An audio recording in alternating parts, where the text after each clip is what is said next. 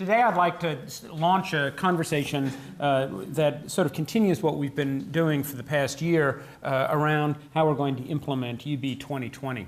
And it's entitled Moving Forward because a lot of progress was made last year and over the summer and in the beginning months of this fall, and we have great progress we're making going forward. So it's about 16 slides. It takes me 40 minutes to go through it, and then there'll hopefully be a lot of time for conversation at the end. So as you will recall, the planning process led to UB 2020, and then we had resources that were delivered to us in order to begin to implement it. And Satish asked me last fall to begin to talk about how we could use those resources to achieve the goals that are described in UB 2020. And we had a lot had changed in the external world. Suddenly the world was worried about the cost of education, the value of higher ed. We have demographics that are against us. The government at the time was only thinking about going into sequester, and now we're thinking about the second round of sequestration of federal fundings. The economy is still in questionable state, and we have these divergent incomes. Many of us think that higher education is the way to begin to get us out of the economic situation that we're in. And so the planning that had gone into UB 2020 had to capture those new pressures that were acting on our system. And so we carried on a conversation that took place over a year in what we wanted to do with the resources that we had. And out of that conversation that was very much in-depth, covered many, many open forums, lots of email exchanges, lots of discussions in different units across campus, we reaffirmed these things. Many things were reaffirmed, but these are key elements that I extract from what we reaffirmed. The first is that we as a campus are a research campus and that we're going to do excellent scholarship. That we wish to deliver to our students a superior educational experience. That's what we're all about, is great scholarship, great education and learning. That we want to have superb clinical care. We're a big health campus, a university. We deliver a lot of clinical care. We want the students that learn how to deliver care and the patients that they're caring for to have a great experience. We also want to have impactful engagement. I learned last year how geographically centered we are as a university. We are in Western New York, we are in Buffalo, and while we believe we have an impact globally, we feel very strongly attached to this community and to advancing this community's needs and improving the quality of life for all the citizens here in Western New York and in Buffalo, and that these being engaged as a university could play a very important role in directions that we wanted to go. So we agreed that these were the things that we wanted to affirm that we were going to deliver and what we're going to do as a university. Now, other things that we agreed to that now begin to get into the nitty-gritty is that we agreed to align activities and investments to accomplish institutional goals. So there's a lot that's buried in that statement. By aligning activities, I mean, we do things. We get up in the morning, we teach, we do scholarship, we write grants, we work with students, we go into the community. And what we're saying is we want those activities to be aligned with institutional goals. Those goals are written down in UB 2020. They're captured again in Realizing UB 2020. And we're saying that, all right, we as an organization are going to align our activities to accomplish those goals. And that's where we're going to invest our resources. So I look on resources as two types. One is financial, and one is actually human capital. That's what we represent, is the human capital resource of UB. And also the resources that we have, the financial wherewithal that we have, we want those to line up behind our institutional goals. And that's important. My sense is that we tend to focus on local goals, departmental, personal goals, not institutional goals. And what came out of the conversation that we had was that, no, we would like to say UB is going there, and we would like to line up behind those goals and begin to push towards those goals in the strategies that we developed in Realizing UB 2020. So foundational concepts then came out of the conversation we had last year is that we wanted to begin to bias our hiring, our scholarship, and our institutional investments behind 5 thematic areas. We felt that these themes were important because they began to describe how big issues, big concerns that face mankind. They're going to be with us for a long time. These themes that we developed are humanity, innovation, environment, justice, environment. All right, there we go. I'm sorry. But there are 5 themes that we lined up behind. And we would like to begin to articulate our hiring, our scholarship, and our institutional investments behind those 5 themes. Now, that doesn't mean we're not going to build disciplinary expertise. But we think that the disciplines have to begin to address issues that are buried in or driven by these thematic areas. All right? And so that was important for us. We think that by biasing ourselves that direction, that it will bring distinction, it'll help us impact the area, it'll improve our scholarship and improve our education. That was the strategy that we developed in order to accomplish our institutional goals. A second foundational concept is that we wanted to define and incorporate educational outcomes in the curriculum and in the student experience. So we teach a lot. We give a lot of degrees and certificates. But one of the things that was fascinating to me was we had never written down anywhere, sort of in a holistic way, what is it we're trying to accomplish. And in realizing UB 2020, we have 8 characteristics that we think our graduates should have when they graduate, and that we should somehow inform our curriculum and our student experience towards those outcomes that we're interested in. We also would like to look at our individual educational programs. So whether it's a degree in comparative literature or a degree in chemical engineering, define what that degree means, and then figure out whether or not the degree we are delivering, the courses and the experiences that we give our students, enable them to gain the outcomes that we say are inherent to the degree that you're getting. Right? And some of this is in the curriculum, some of it is outside the curriculum. We affirmed that we want to be a residential 4-year university. We believe that's very important for this campus, for our future, what we believe is a research university and how we're going to deliver high-quality education. But much of the experience the student has in a 4-year residential university is not in the classroom. It comes through student experiences, co-curricular and extracurricular activities. And as a result of that recognition and some of the financial pressures that act on us when you can take courses online and get degrees online, are that we have to enhance the student experience outside the classroom. And the question is, how do we do that? And so there's a lot of effort that is going on now to think about that. But that's and then incorporating these educational outcomes is what we do in the extracurricular and co-curricular activities. Another foundational concept that we went through is that we would like to be rigorous and transparent and holding ourselves accountable for accomplishing our institutional goals. Now, this is important because we say that we want to be better. We want to have impact. We want to go particular directions. And we now have to say, okay, how are we going to do that? And are we putting our investments of time and investment in efforts towards accomplishing our institutional goals? And we should be rigorous about that. We ought to say, yep, we are, and I'm not wandering off the path. And we ought to be transparent about it so that you know when I'm investing my time that I'm investing it in accomplishing what we said were institutional goals. Okay, so in the end, we have an institutional aspiration to be excellent.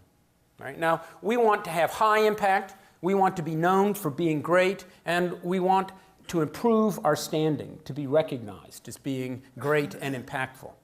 But to do these things, we have to define what we mean by high impact. What is high? What is impact? We have to understand what it means to be great.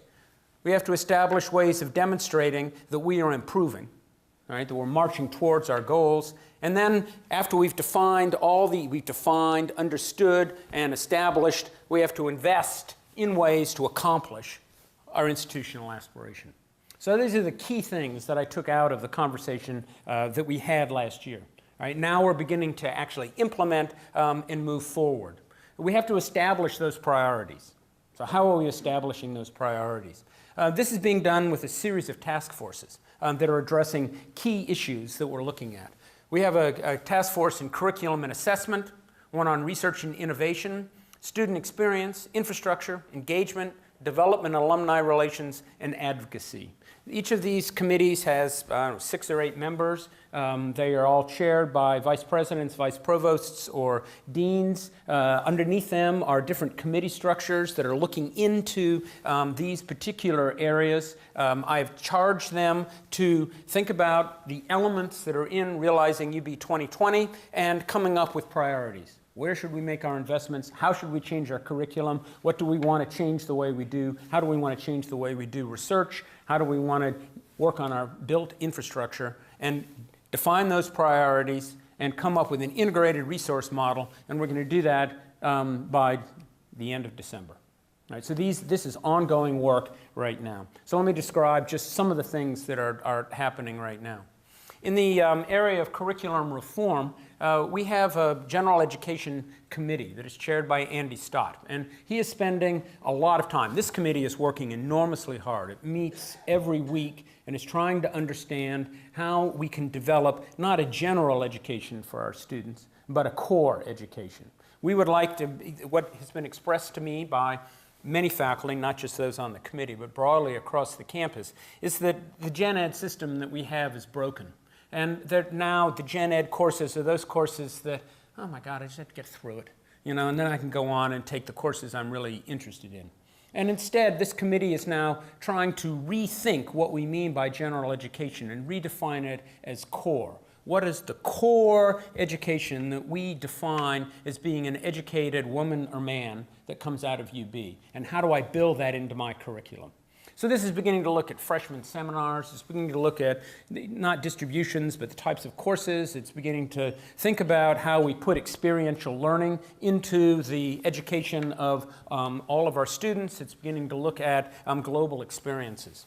So there's a second committee that Stephen Dunnett is chairing that is using his task force that's drawn from faculty across the campus to think about how we're going to meet one of the things we said we wanted in Realizing UB 2020, which is all students, undergraduate, graduate, and professional, will graduate with some sort of global experience. So now we have to define global and we have to define experience, and that's what that committee is working on. And we're trying to understand how can we do that, how can we give global experience at scale.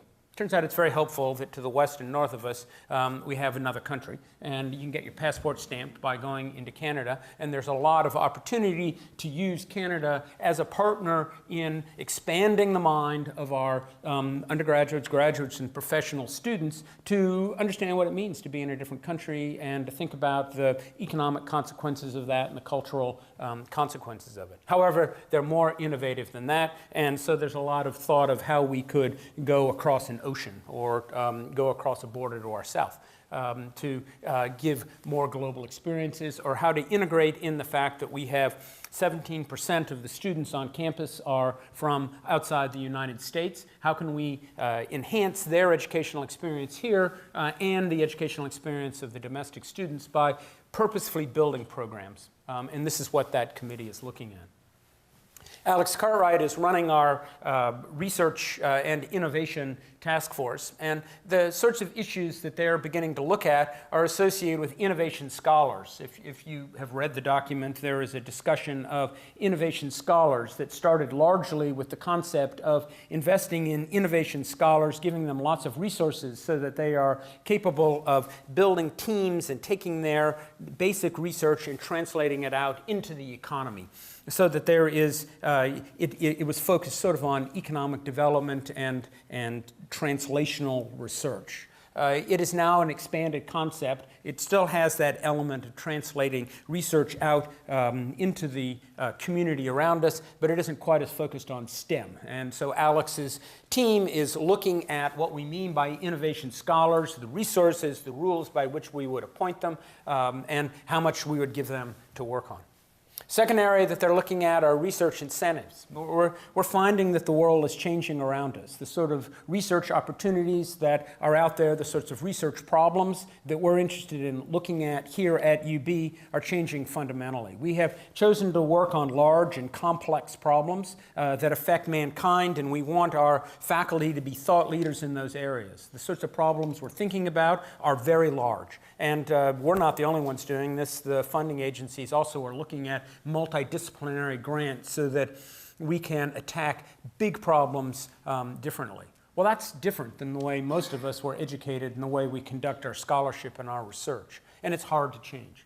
So how do we help faculty, so we use the word incentive, but how do we help faculty think about how to work in teams on multidisciplinary programs, or how, for those who are in their discipline and are contributing enormously to it and just want to work in their discipline, how do we provide them with the wherewithal in order to recognize what they've done and the impact that it has and give them the resources that they need in order to be successful? It's just viciously competitive out there now. Last year during sequestration, the federal government pulled 8 to 10% out of the federal funding agencies.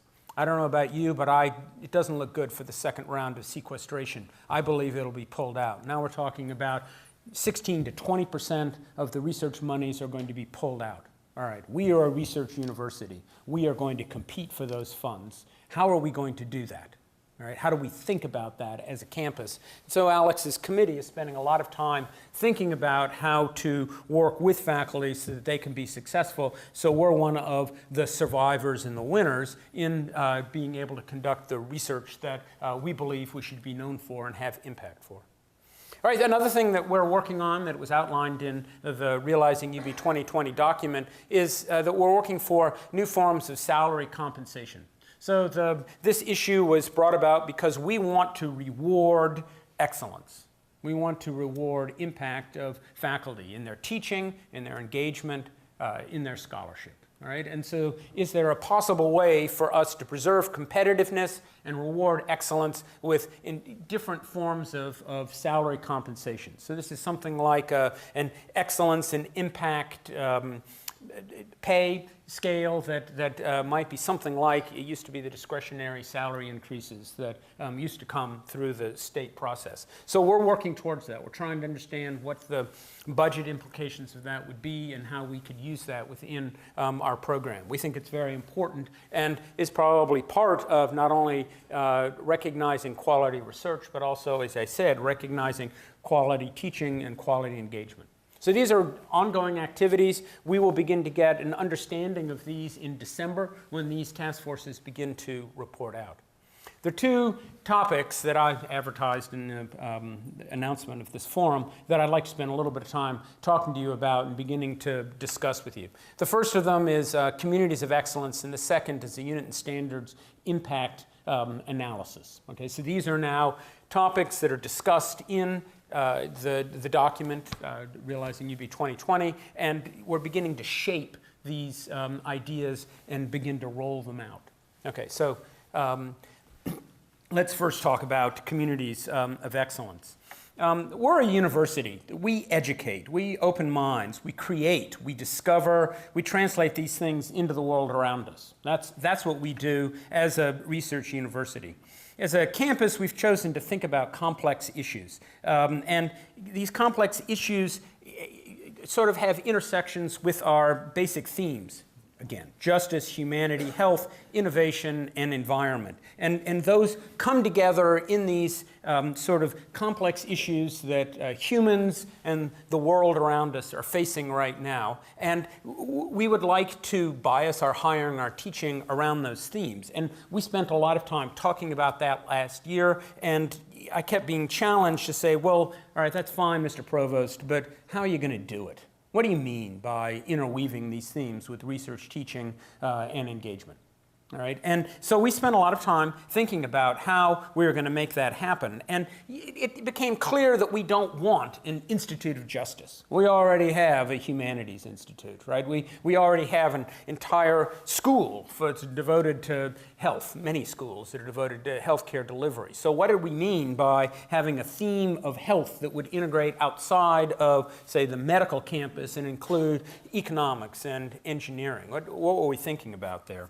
And it was Alex Cartwright who finally crystallized it in my mind that what we are thinking about is actually picking a large and complex issue that requires many disciplines to think about and advance against, and that the way we would do that would be sort of as a community. So if you think about a community for a moment, a community is some of it is built infrastructures. There's roads, there's a sewage system, there's a water system that is there. People come to a community because of the activities and the infrastructure that is within that community.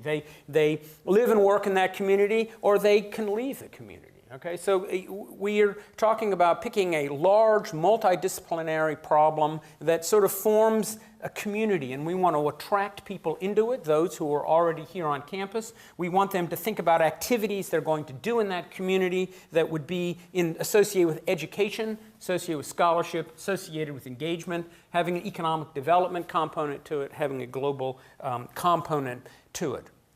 So the idea that we worked on was to create a focused area of interest that isn't a theme in and of itself, but that focused area of interest to advance against it has to draw from the different themes that we're talking about. And then we would build that community, attract faculty, students, the community in to help us deal with that particular topic.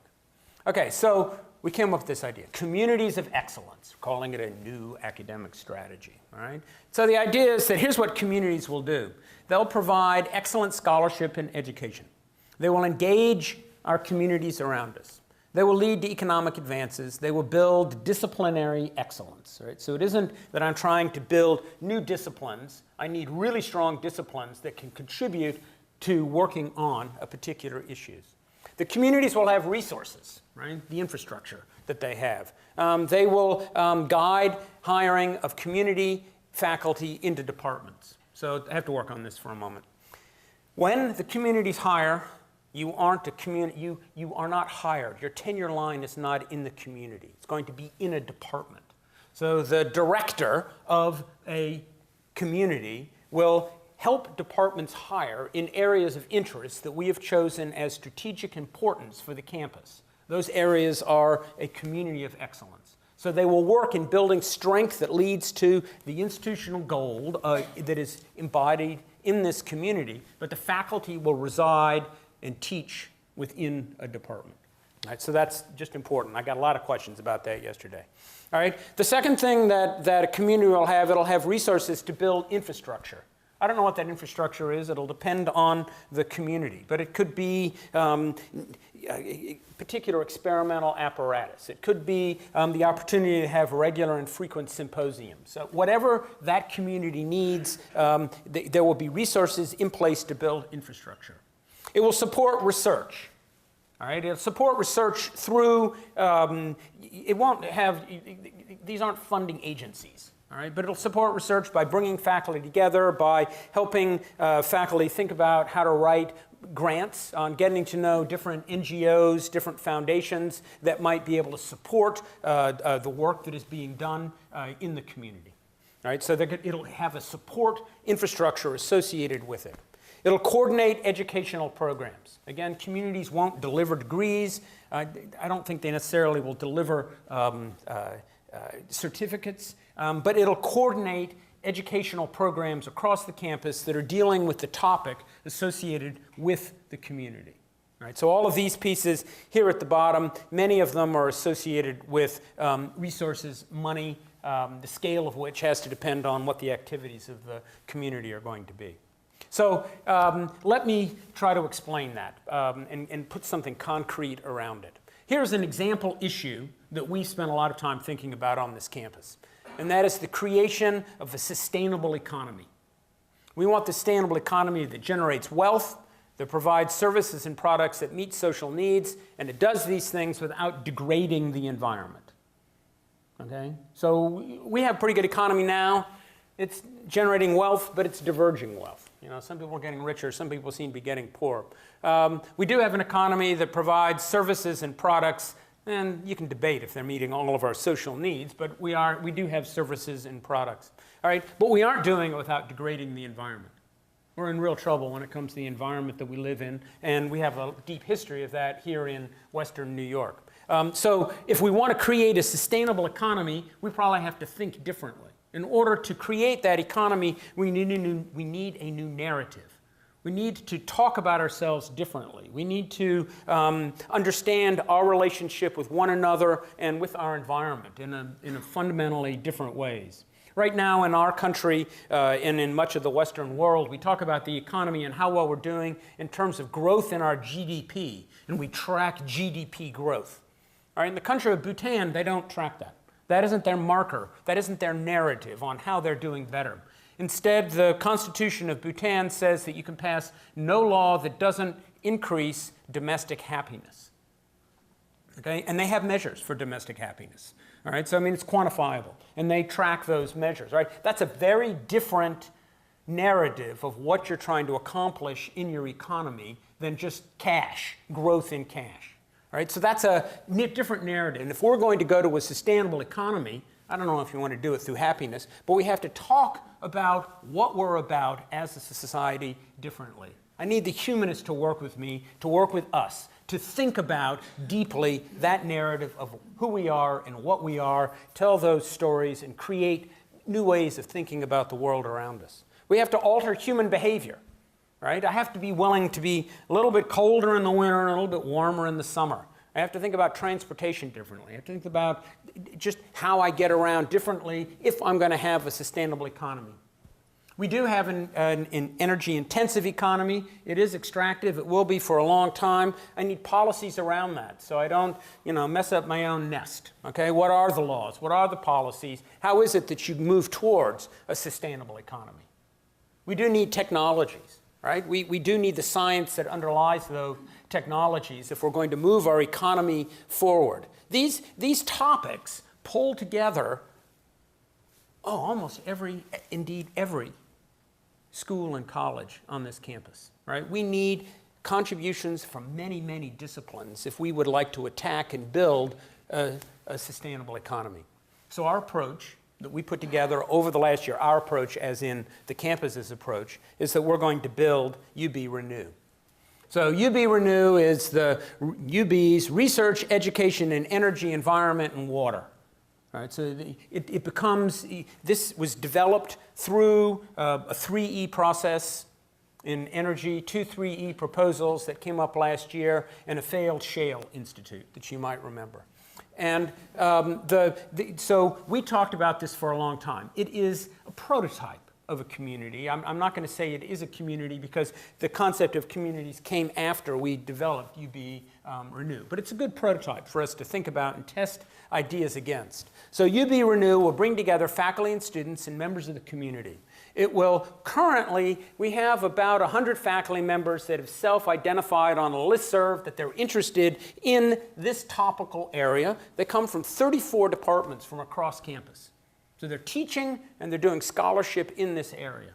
In UB Renew, we've pulled together a whole bunch of different schools. We've got the College of Arts and Sciences, we've got engineering, public health, architecture and planning, law, and the School of Management who've said, okay, we think this is an area that we would like to invest in.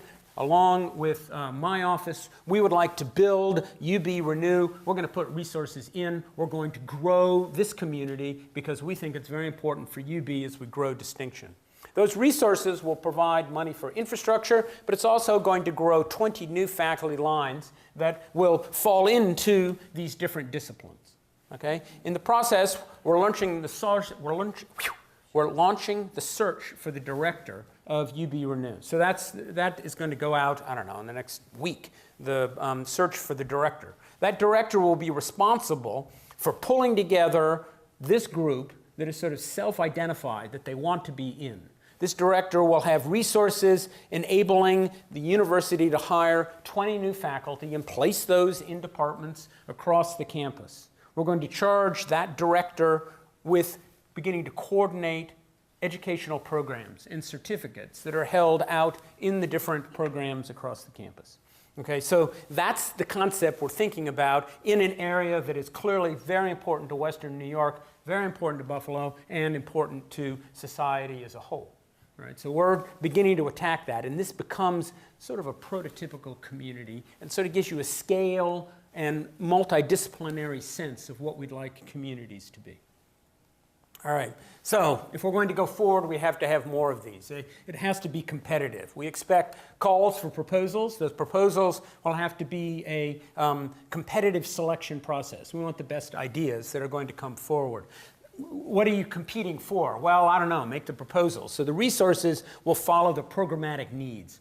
Some communities might need a lot of money. Some programs might not need any money at all.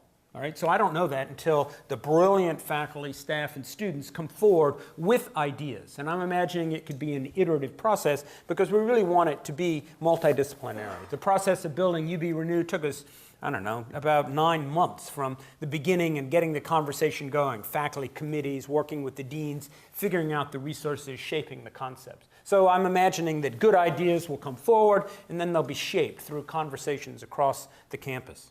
The selection criteria that we'd want for a community, we want it to be a big concept.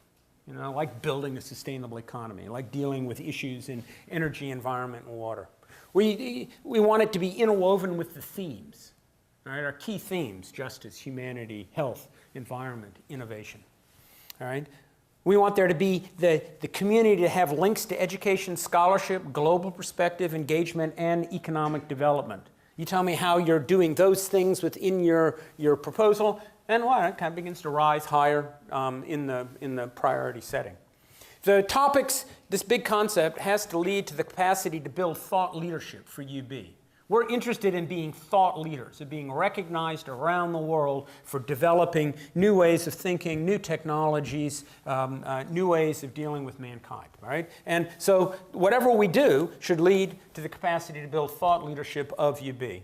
And then, as everything we do, it ought to be oriented towards UB 2020 goals, what we're trying to accomplish as an institution. Right, so this is what we're thinking about. We're expecting the call for proposals to come out sometime in the spring of next semester, right, sometime in the spring of 2014. All right. So we're all about accomplishing excellence, and I'm sort of in a transition slide now. And the communities are a strategy for growing distinction and impact. The task forces are developing all sorts of other initiatives in experiential learning and global perspectives and how we're going to advocate for ourselves, that sort of things. So many more topics will come up. But I wanted to highlight communities of excellence here because I want us to start thinking about what are those really big, complex problems that we believe we can attack as a campus together better than anybody else, and where we should invest our resources.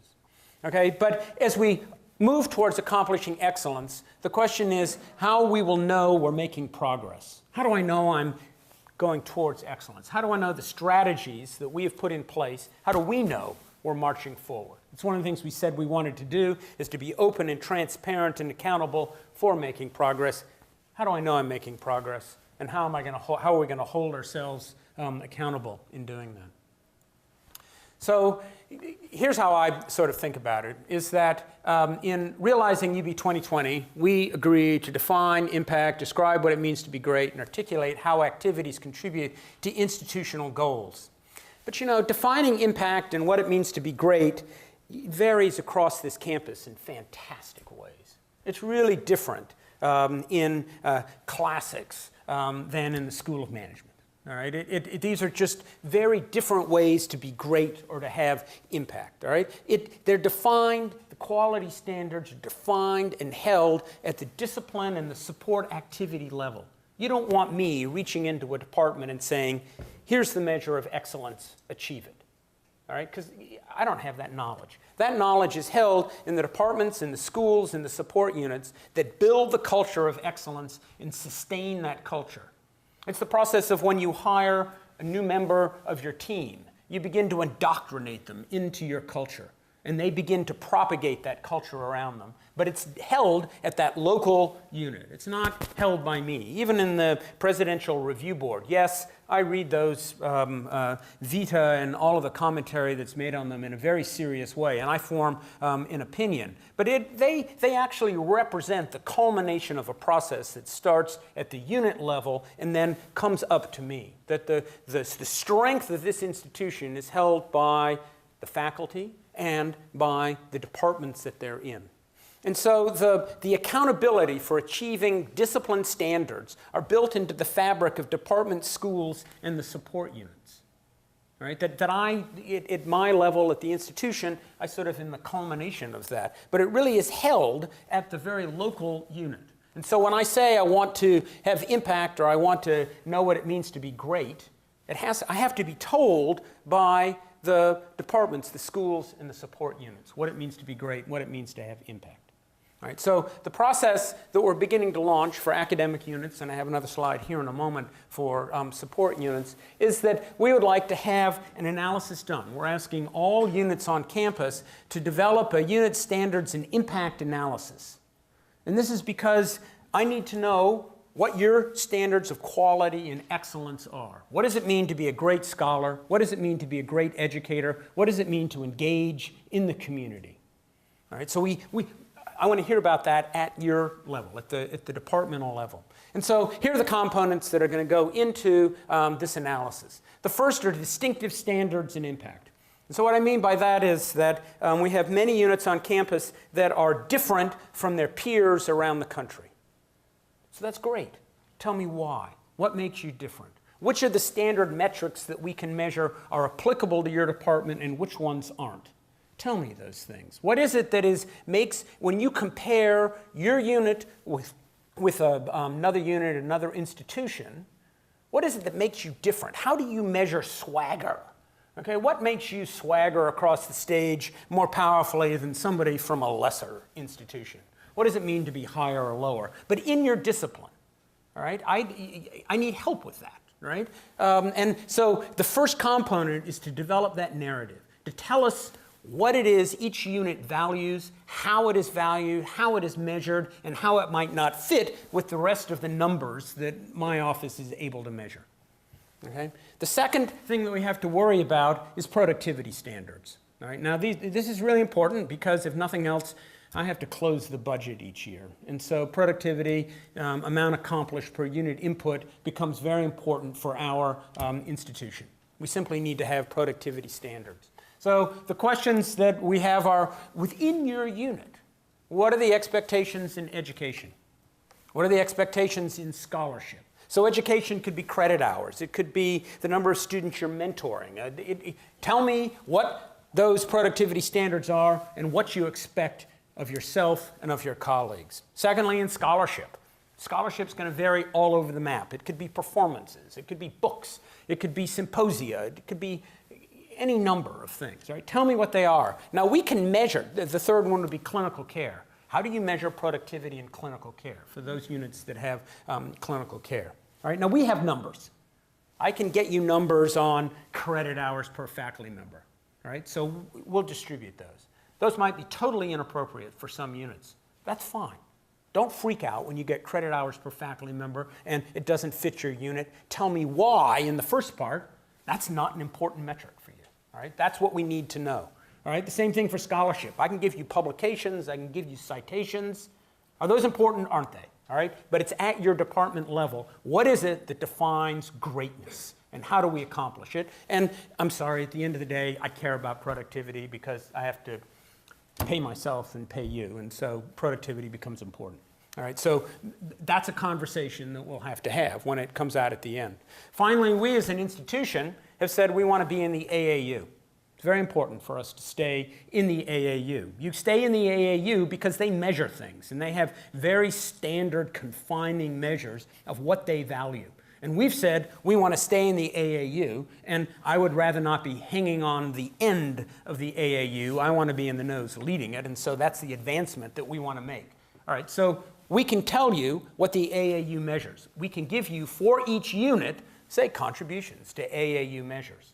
Those might be exactly what you're doing, or it might have nothing to do with what's going on in the unit. But you have to tell us that, okay? Because all I can do is get numbers and present them. But the quality standards, the expectations that we hold for ourselves and for our peers, those water cooler conversations about how's the book going, how's the research going, how's that class going, those expectations are held at the departmental level. And it's important that we be told what those are, and then we think about those standards and think about what it means to have an aspiration to be excellent. Do we need to change our standards? Do we need to up our game? How are we going to keep doing research when the government's pulled 16% out of the federal funding level? How am I going to keep moving up in the AAU rankings that measure amount of research money generated by a campus? Right? These are questions that need to be answered at the local unit level, because that's where the expectations for scholarship and excellence in teaching are actually held. Okay, so we're going to seek comparisons with peer institutions and, where appropriate, across and within schools. I'm expecting that the standards, milestones, and metrics that will come out of this analysis are going to be oriented towards meeting the institutional goals. All right, so there's no sense measuring something and saying I want it to grow when that isn't where the institution says it wants to go. So we're expecting these measures and milestones and metrics to orient towards our institutional goals. Okay, so for support units, it's very similar. The support units are more complicated, even more heterogeneous than are the academic units. And so what we're looking for, again, is what makes that support unit distinctive, what are the standards that are used to know excellence and impact, what are the productivity standards, what are the contribution of that support unit to achieving UB goals. All right, so that's what we're going to seek, and that's going to have to be worked on by each support unit to tell us that sort of things. Okay, what is the analysis going to be used for? I think one of the first things that's going to be used for is to have a conversation within each department, within each school, within each support unit. What are their standards? What is our measure of excellence? How do I get better? How do I become more excellent? Okay? And so it'll enable units to express their distinctive contribution to UB goals, right? And that becomes part of our narrative as an institution. We want to be great, and here's how I'm doing it, right? The second is it'll create an understanding of areas of strength across campus, and that can feed back into building communities of excellence and where we want to go as an institution. Thirdly, it'll establish expectations of achieving excellence within the different units and within the university. It'll define how department schools and units are moving towards rising in the AAU rankings.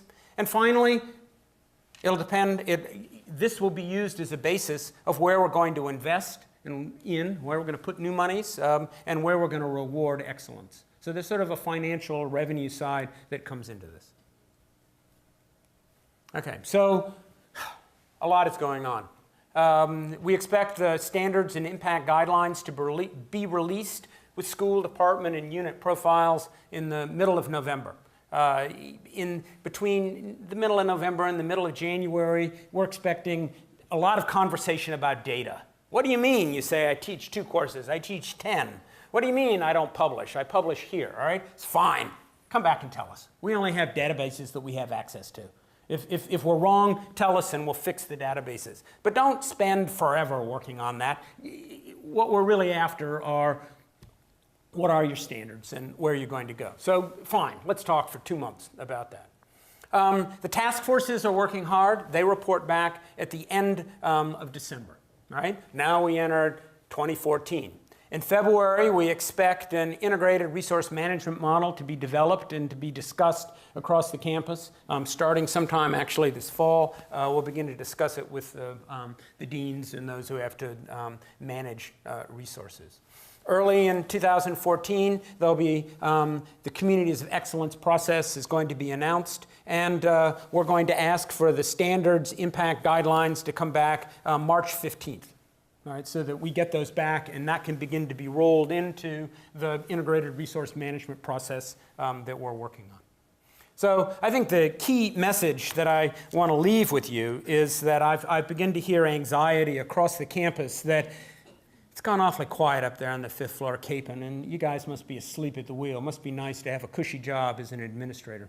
And actually, there's a huge amount that's going on. We are, as a campus, isn't the 5th floor caping, it's us as a community of scholars and students and staff are making tremendous efforts to move this institution forward. We really are on the move. And with that, I'll end and be happy to answer any questions.